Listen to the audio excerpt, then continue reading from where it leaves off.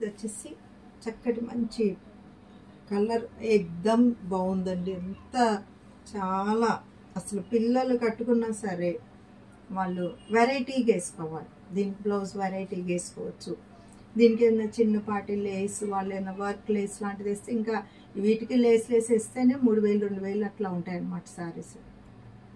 దీనికి ఇలాంటి బ్లౌజ్ వస్తుందండి. ప్లెయిన్ రెడ్ వచ్చింది బ్లౌజ్ ఇదండి. సో ఇట్లా ఉంటుంది. మజంతా పింక్ శారీ అండి. సేమ్ ఇది పళ్ళు, ఇది శారీ. ఇదిగోండి.